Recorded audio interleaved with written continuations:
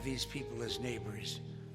As an example, our next recipient, a voice for hope, tolerance, and respect. This is a true humanitarian.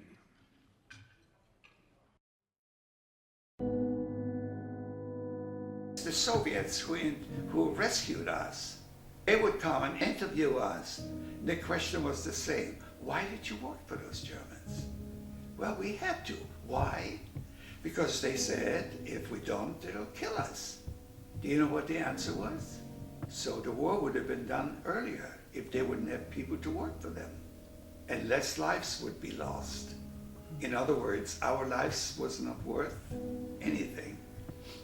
They weren't worth anything because we were called subhuman by the Nazis.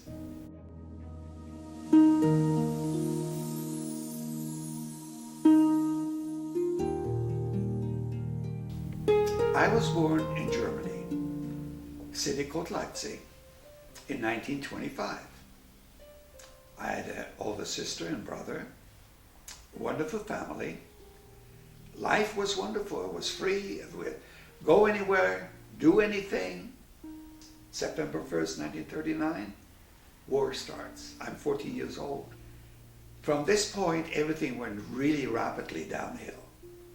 Signs. Jews are not allowed here, Jews are not allowed here, Jews can't go in a streetcar, Jews are this, just this. Oh, and by the way, Jews have to be identified from now on, and they have to wear the Star of David. You looking at a survivor who was saved by the very enemy, a Nazi, not one, not two, but three. Why? Because I showed respect. It happened by coincidence. Adam comes over, he's a tall man and looks down on us, and the man is telling him, Eckert says that I will be working with him in the basement from now on, in the boiler room. Adam looks at me. I said nothing to Adam. He says, what the hell is he talking about? I explained to him what he said, and he said, okay. And Herr Eckert stood there, threw his arms on his hip. I thought he was going for his gun. And he stood there and he said to me, how dare you stand here for 15 minutes and you understood every word we said and you didn't open your blah blah mouth. I looked him straight in the face. I didn't call him Scharführer, Oberscharführer. I said, Herr Eckert, our parents taught us never to speak unless you're spoken to. And you, sir, did not speak to me. He lowered his hands, he smiled, and for over a year and a half, quote, he was a friend. This is what respect does. It gave me life. Oscar's speaking engagements started here at Santan Junior High as a result of me having his grandson, Tyler, in my class. Tyler came to me and said, my grandfather is a Holocaust survivor and he's written a book. Would you like to read it? And of course, I jumped at that opportunity and I asked his grandson, do you think your grandfather would like to speak? Oskar is a friend of ours. He comes and has lunch with us and visits with our kids and plays chess with them at the holidays, and he means a lot to us. The message that he brings out of it about tolerance and understanding and respect and love and caring. He is, beyond a shadow of a doubt, one of the most incredible men I've ever met. He is a living example of what, how God, I believe, would want us to treat each other. Many times kids say to me, did you ever think about that if you were liberated someday, that you would actually kill a lot of Germans? I said, yes, it entered my mind. So how many did you kill? I said, none. And they seemed very disappointed. So what did you do with your hate? My answer is simple. I said, I would like you to do the same. I said, I threw it out of my vocabulary. It doesn't exist there anymore. I simply replaced it with tolerance, love, and respect.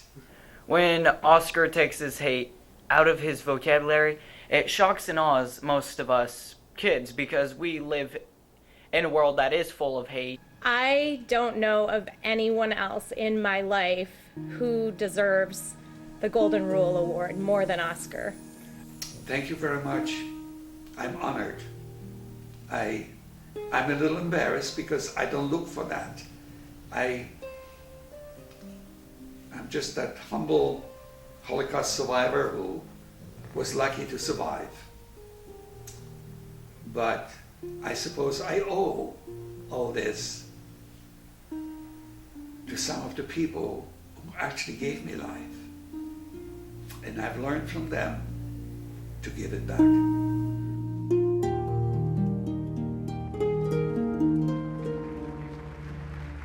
If everybody was like Oskar. Ladies and gentlemen, you're about to believe in giants. Meet Oskar Knoblach.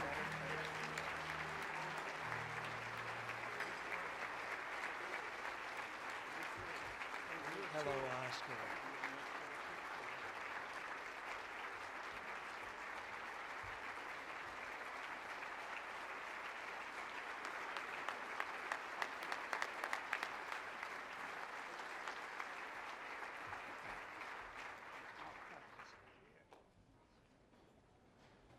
Thank you.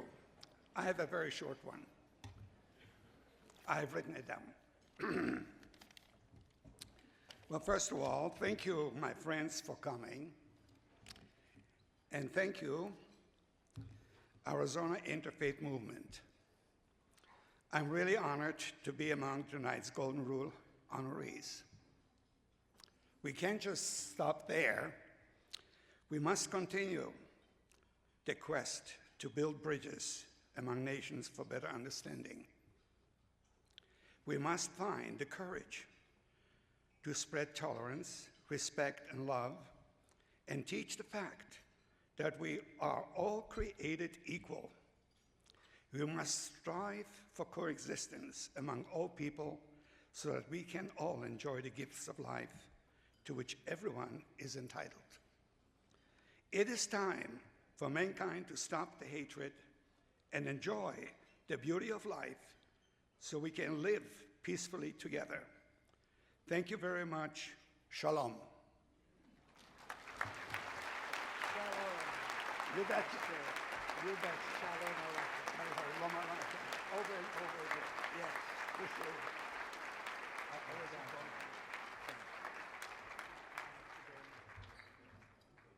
Oh, I don't think anybody would object if you did that again. Oskar Knoblach.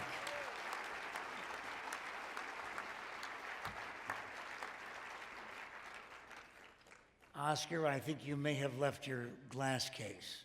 Oskar, is this yours?